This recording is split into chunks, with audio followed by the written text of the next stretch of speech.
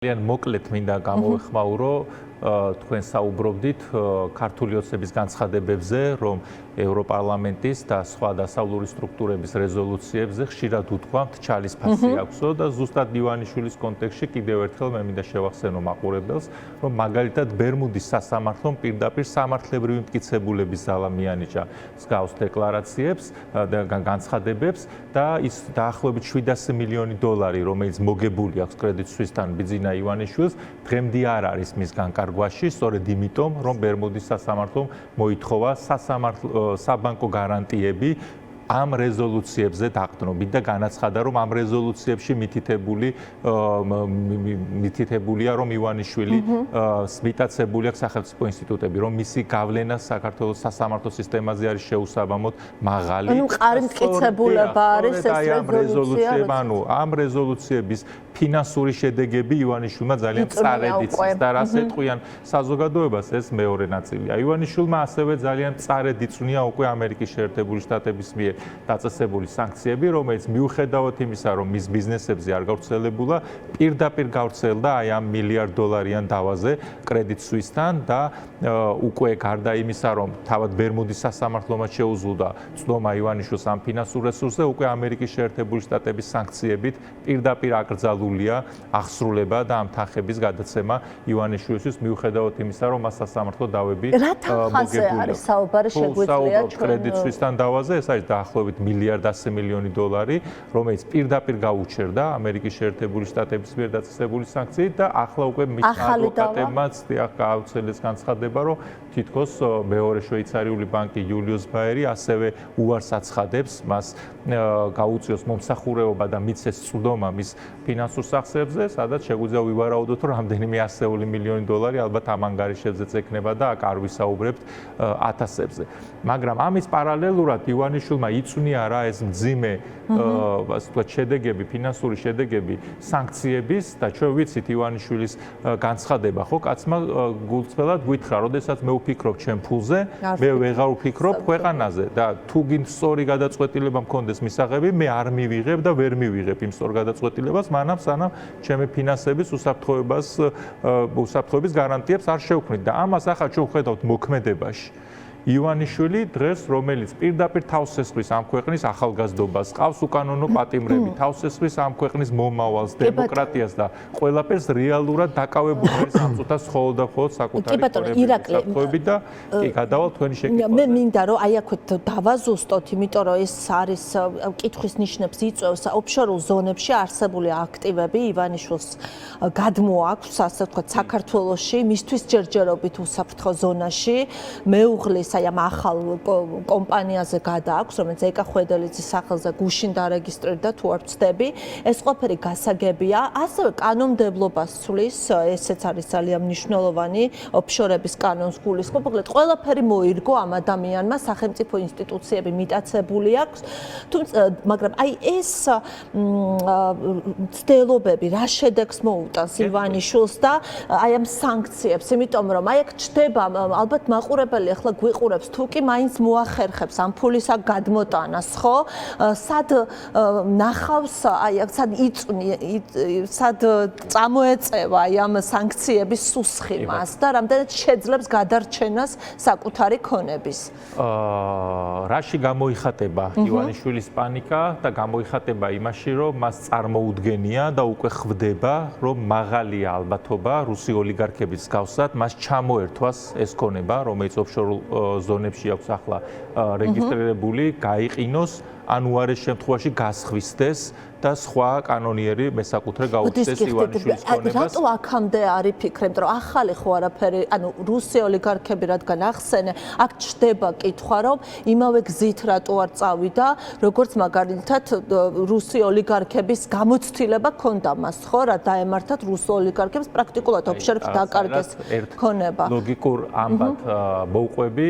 აქამდე რა გააკეთა, თქვენ უკვე შესავალ სიტყვაში აღნიშნეთ და ესეც იყო რუსული კანონის კალკირება, ეგრეთ წოდებული ოფშორის კანონს წინ უსწრებდა 2 წლით ადრე პუტინის მიერ მიღებული კანონი ლგოტნი ვაზვრატ на родину. ასე დაარქვა მან ამ კანონს და მოუწოდა რუს სანქცირებულ ოლიგარქებს, რომ მათი ქონების უსაფრთხოებისთვის წამოეღოთ ეს მათი აქტივები რუსეთში და ისინი გადასახადებს არ გადაიხდიდნენ და ივანიშვილმა ეს მხოლოდ და მხოლოდ პირადად მისთვის და საკუთარი თავისთვის ეს კანონი უკვე მიიღო გაზაფხულზე და მაღალი ალბათობით ისარგებლა კიდეც ფერწერული ტილოები დაახლოებით მილიარდის ღირებულების, რომელიც მაღალი ალბათობით შემოტანილი აქვს საქართველოში და მხოლოდ იმპორტის დაზოგავდა ასეულობით მილიონს და 2030 წლამდე დაზოგავს კიდევ რამდენიმე ასეულ მილიონს მხოლოდ ქონების გადასახადის გადაუხდელობით. შესაძლებელია შემოიტანა სხვა ტიპის ძვირფასეულობაც, ანუ ადამიანი, რომელიც ზღუპავს ამ ქვეყნის ეკონომიკას და სახელმწიფოს, დამატებით ცდილობს თავად არანაირი გადასახადი, რასაც მე და თქვენ ვიხდით მაგათად ქონების გადასახადს, ხო? ნებისმიერი, ვისაც 40,000 ლარზე ზემოთ შემოსავალი აქვს და თუნდაც ერთი ბინა აქვს $100,000 ან $50,000, ეს ადამიანები გადასახადებს იხდიან. სამაგიეროდ ივანიშვილი საკუთარ მილიარდიან ქონებაზე არ გადაიხდის ამ გადასახადებს. მაგრამ რა თქმა უნდა, სრული მომზადება და სრული მზადყოფნა ამ სანქციებისთვის არის შეუძლებელი. ოფშორული ზონებიდან გამოსვლაზე ივანიშვილი მაქსიმალურად ითრევდა სავარაუდოდ ფეხს, იმიტომ რომ ისევ მივდივართ იქამდე. პირველი ოფშორულ ზონებში მას აქვს მნიშვნელოვანი საგადასახადო შეღავათები და ჯერჯერობით აქ ეს შეღავათო ოაზისი უფრო ძვირი უჩნდება ეს ცალსახად თუ არ მოიწოდოთ, ჩვენ ძალიან სწრაფად არ ვნახეთ რაიმე კიდე დამატებითი ცვლილებები საგადასახადო მიმართულებით, მას რა თქმა უნდა მეტი გადასახადის გადახდა მოუწევს. მეორე, რა თქმა უნდა, ეს არის სრულიად ჩრდილიდან გამოსვლა. თუ ამ შემთხვევაში ჩრდილში გულისხმობ როგორც უკანონო საქმიანობის დაფარვას, ისე ზოგ შემთხვევაში მსხვილ ბიზნესმენებს და ოლიგარქებს ურჩევნიათ, რომ თუნდაც კანონიერი ტრანზაქციები რჩებოდეს დაფარული ფართო საზოგადოებისგან და ფართო მსჯელობის მიღმა ხდებოდეს ეს ტრანზაქციები. ანუ ივანიშვილს უწევს 10 წლეულების განმავლობაში აგებული მისი ქონებრივი სისტემის დანგრევა და რა თქმა უნდა ეს არის მისთვის უდიდესი დისკომფორტი. და რა თქმა უნდა სწორედ ეს ნიშნავს, რომ მას პანიკურად ეშინია სანქციების, რომ ის წავიდა ამ უკიდურეს ნაბიჯზეც კი, რომ მთელი თავისი ქონება გამოაქვს სააშკარაოზე და ღიად, მოაქვს საქართველოში, ალბათ ერთ-ერთ ყველაზე დაუცველ, ასე ვთქვათ, იურისდიქციაში მისთვის, მანამ სანამ ის მას შემდეგ რაც ის აღარ იქნება დაპატრონებული ამ ქვეყანას. თუმცა დღეს ის ენდობა ერთადერთ საქართველოს სანქცირებულ სასამართლო სისტემას, სანქციებულ შინაგან საქმეთა სამისოს სისტემას და იმ ეგრეთ წოდებულ მინისტრებს და დეპუტატებს, რომლებიც თვითონაც აცნობიერებენ, რომ მათი ერთადერთი ფუნქცია ივანიშვილის უსაფრთხოებაზე და ქონებრივ უზრუნველყოფაზე. და აქ რომ ამოვწუროთ ეს თემა, იმიტომ რომ არის უკიდურეს ძალიან საინტერესო, ასევე თუმცა როდის ვერ ხდება უკვე საქართველოს კი მისთვის უსაფრთხო ქვეყანა. ამ ხრივ ქონების გადამალვის განვასხვაოთ ორი მომენტი. ერთი, მანამ სანამ ივანიშვილი დაპატრონებულია ამ ქვეყანას, ის შეძლებს რომ ეს ქონება მათ შორის მაშინ, როდესაც მაგალითად სანქციები ამუშავდება, როდესაც ის შეძლებს რომ ეს ქონება შეინარჩუნოს საკუთრებაში, მაგრამ ის ვერ შეძლებს რომ ამ ქონებიდან მიიღოს სარგებელი, ანუ ამ ქონების სრულ რა თქმა უნდა ცალსახად როგორც კი სანქციები დაწესდება, ფაქტობრივად ყველა ეს ბიზნესი და ყველა ეს საწარმო დარჩება საბანკო მომსახურების გარეშე, დარჩება ვერც ქართული ბანკები ვერ მომსახურებიან. რა თქმა უნდა, ისინი დადგებიან პირდაპირ მეორეული სანქციების რისკის ქვეშ და თავად აღმოჩნდებიან ჯერ ერთი ქართული ბანკები თუ უმსხვილეს TBC-ს და საქართველოს ბანკზე ვსაუბრობთ, ის მათი აქციები ივაჭრება ლონდონის ბირჟაზე, მათი ინვესტორები არიან ამერიკელები, ინგლისელები და უცხოელები და მათ ასე თავისუფლად ასე ვთქვათ გადაწყვეტილებები ბიზნეს ხუშტურებზე, მოდი მარტივად ასე ვთქვათ, ასე არ მიიღება და რა თქმა უნდა არც რუხაძემ უთხრა უკვე საწარმო თავი